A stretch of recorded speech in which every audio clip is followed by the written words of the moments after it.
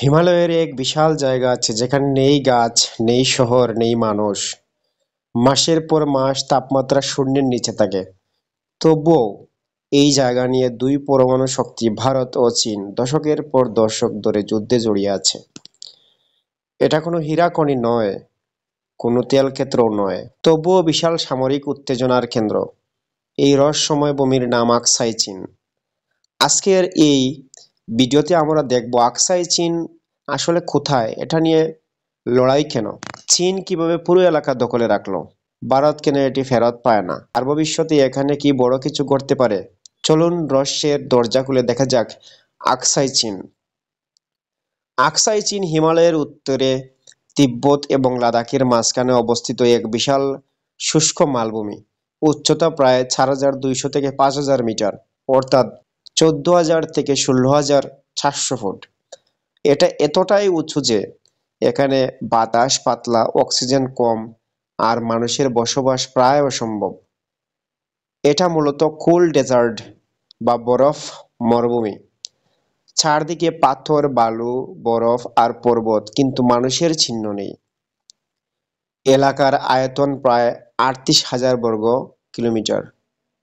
কিন্তু অদ্ভুত বিষয় হলো, এত বিশাল এলাকা অথচ একটাও বড় শহর নেই, কোনো স্থায়ী গ্রাম নেই, কোনো কৃষি নেই। তাহলে প্রশ্ন আসে, এমন জায়গা নিয়ে এত লড়াই কেন? আকসাই চীন নিয়ে ভারত চীনের দাবি আলাদা হওয়ার মূল কারণ ঔপনিবেশিক আমলের পুরনো মানচিত্র।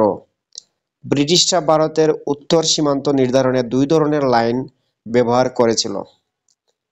জনসন লাইন, যা আকসাই চীনকে ভারতের অংশ ধরে; ম্যাককার্টনি ম্যাকডোনাল্ড লাইন, যা আকসাই চীনকে চীনের অংশ ধরে। সমস্যা হলো, ব্রিটিশরা কোনো সময়ই পরিষ্কার করে বলেনি আসল সীমান্ত এই লাইনটাই। ফলে দুই পক্ষই যেটা নিজেদের জন্য সুবিধাজনক সেই লাইনকে গ্রহণ করেছে। ভারত বলে ব্রিটিশরা জনসন লাইন অনুসরণ করত, তাই আকসাই চীন ভারতের। চীন বলে জনসন লাইন কখনো অফিসিয়াল ছিল না, ম্যাককার্টনি ম্যাকডোনাল্ড লাইনই আসল সীমান্ত। এভাবে সীমান্ত নিয়ে দ্বন্দ্ব জমাট বেঁধে যায়। ১৯৫০-এর দশকে চীন একটি অত্যন্ত গুরুত্বপূর্ণ সামরিক রাস্তা নির্মাণ করে, G219 হাইওয়ে। ওই রাস্তা সিনজিয়াং থেকে তিব্বত পর্যন্ত চলে গেছে। চীনের জন্য এই দুই অঞ্চলকে সংযুক্ত করা অত্যন্ত কৌশলগত প্রয়োজন ছিল, কিন্তু এই রাস্তাটির বড় অংশ আকসাই চীন দিয়ে গেছে। চমকপ্রদ বিষয় হলো, ভারত ওই রাস্তার অস্তিত্ব জানতে পারে রাস্তা প্রায় তৈরি হয়ে যাওয়ার পর। ভারত ব্যাপারটিকে নিজেদের সার্বভৌমত্বের লঙ্ঘন বলে মনে করে। টেনশন তখনই দ্রুত বাড়তে থাকে। এই উত্তেজনার ফলেই ১৯৬২ সালে শুরু হয় ভারত চীন যুদ্ধ। যুদ্ধ ছিল স্বল্প সময়ের, মাত্র ১ মাসের মতো, কিন্তু সংঘর্ষ ছিল ভয়াবহ। চীন অত্যন্ত দ্রুতগতিতে লাদাখের উত্তরের অঞ্চলগুলো দখল করে এবং পুরো আকসাই চীন নিজেদের নিয়ন্ত্রণে নিয়ে নেয়। যুদ্ধে ভারত মারাত্মকভাবে ক্ষতিগ্রস্ত হয়ে চীন যুদ্ধবিরতি ঘোষণা করে, কিন্তু তখন আকসাই চীন পুরোপুরি চীনের দখলে। সেদিন থেকে আজ পর্যন্ত এলাকা পুরোপুরি চীনের নিয়ন্ত্রণে আছে। আজ আকসাই চীন শুধু একটা মরুভূমি নয়, এটা চীনের সামরিক কৌশলের মূল অংশ।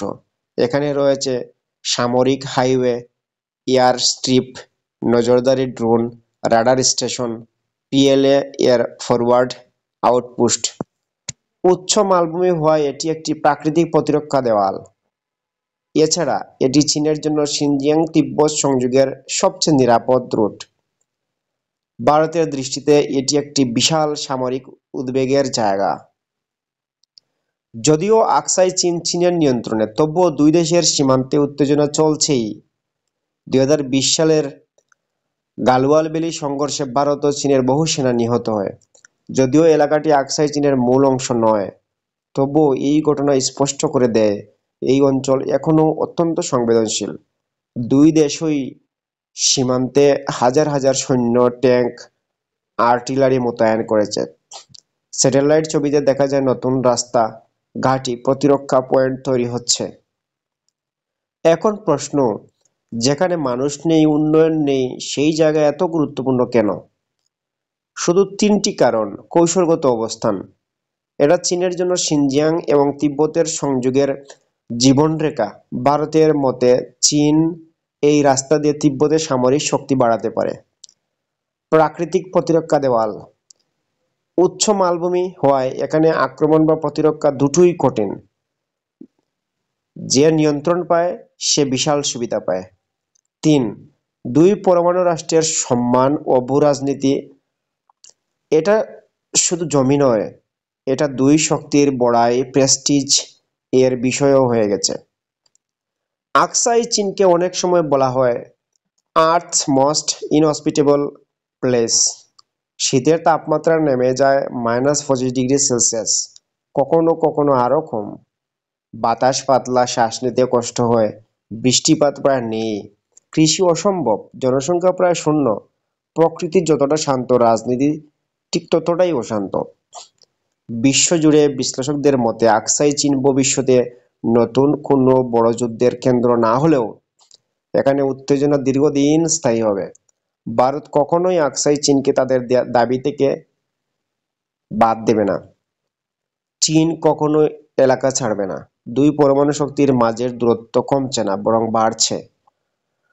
আকসাই চীন দেখলে মনে হয় একটা মৃত, নীরব, ভুলে যাওয়া মরুভূমি, কিন্তু আসলে এটাই হিমালয়ের সবচেয়ে গুরুত্বপূর্ণ ভূরাজনৈতিক কেন্দ্র। প্রকৃতিতে শান্ত, কিন্তু রাজনীতিতে এক অবিরাম ঝড়। এটাই আকসাই চীন।